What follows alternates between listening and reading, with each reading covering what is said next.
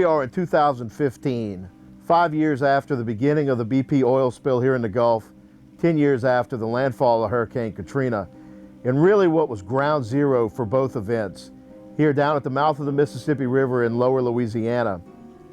This area is tremendously important for the fisheries production across the Gulf. Both of those events had such a profound impact on the communities here across the Gulf of Mexico and also on the fisheries habitat. We're here to take a look at some of the efforts that are being undertaken by nonprofit organizations, by the state of Louisiana, by the federal government to remedy some of the long-term habitat loss that's taking place along Louisiana's coast to build sustainable fisheries and sustainable fisheries communities here across the Gulf of Mexico. Both Hurricane Katrina and the oil spill had a detrimental effect on this area in particular, and not to mention the fishing industry. But nothing compares to what's going on with coastal erosion and what it's done to the fishing industry and the way we have to adjust accordingly, because we used to fish 100% of the time on the west side. We very, very seldom go over there anymore. The habitat is lost. We lost a tremendous amount of land in this area as a result of Hurricane Katrina. Of course, this was ground zero for the oil spill impacts as well, and it's just taken a real beating one after the other, which is part of the reason that this is an area that's an emphasis for restoration, of course, associated with the dollars coming to the state related to the BP oil spill, in addition to some of the community restoration stuff, levees and so forth that are being built in this area. The loss of coastal wetlands here in the Mississippi River Delta really is threatening the long-term sustainability of fisheries across the Gulf. It's also threatening the long-term sustainability of the health of our waterfowl population in North America. But luckily, we've got the opportunity to do something about that. And it starts with the Mississippi River. It starts with using the sediments, the waters, the nutrients that are available in that resource to replug this system and make it more sustainable.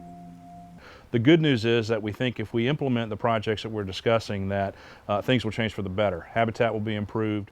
In my 35 years of guiding here on the west side, I watched it melt away, with the only land sustaining as close to where Red Pass is and where there is some fresh water, versus the other side of the river where we fish and duck hunt is growing. One of the very few places in the world that's growing land. You know, we've lost a great deal of habitat in our state, but we're right now in the infancy of learning how to manipulate the river and grow our habitat back. We know we're starting some projects, we're seeing how to do it, and we're learning as we go. One of the major components to rebuilding the Mississippi River Delta is this idea of diverting water out of the Mississippi River back into the wetlands that it once created. It's a controversial subject, but one that most scientists agree is necessary in order for this place to really be rebuilt and be sustainable. What you see down here in Buras is an area on the east side of the Mississippi River that is connected to the river, where you've got very healthy wetlands and very good habitat for fisheries and wildlife. And then on the west side of the river, you've got an area that's in decline. Oil spill recovery dollars that have come to the state so far have been primarily spent on three types of projects. They're barrier island projects, marsh creation projects, and sediment diversion projects associated with reconnecting the river with the basin.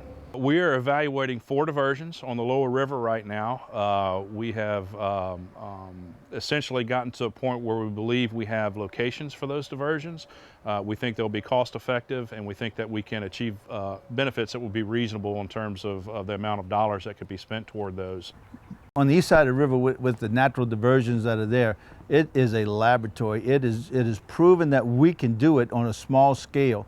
And by manipulating these diversions and learning how to put terracing and slow water down and things of this nature, we will learn a lot to do this more cost efficient and quicker than just putting in solid diversions. We tend to get caught up in Louisiana about talking about, you know, sort of our species, I guess I'll call them, oysters and shrimp and speckled trout and so forth. But the importance of this ecosystem and the productivity of this ecosystem, and all of that productivity is tied to the river, absolutely tied to the river, is just immeasurable in terms of the importance of the Gulf. Red snapper, wahoo, other species that are really important that may not be considered estuarine species or Louisiana's fish, for example, all rely on those fish that are reared here, pogies, and other bait fish and things that absolutely support the entire Gulf of Mexico. In my lifetime here in Bay Denise, east of Buras, Louisiana, this bay could have been as much as 5 or 6 feet deep. Now, because of the natural connection to the Mississippi River, you can reach down and pick up a handful of clay and mud and all kinds of silt that's come down the Mississippi River channel. This water comes into this bay, it drops out this sediment. This makes up the basis of our marsh here on the east side of the river where we have a connection to the Mississippi. See what's happened on the west side of the river with all of our land, and the heritage that was once there is completely gone. And because there's no diversion there, the saltwater intrusion and subsidence kill that. Versus right across the river on the east side where the river is connected to that land is literally growing. Despite the impacts of the oil spill and Hurricane Katrina on this area, you can still come down here and catch some wonderful fish. The redfish fishing in South Louisiana is unbelievable at times. It's a great place to come fishing. With the right investments and the involvement of the Theodore Roosevelt Conservation Partnership and other sportsmen's groups, we can make this fishery sustainable for the long term.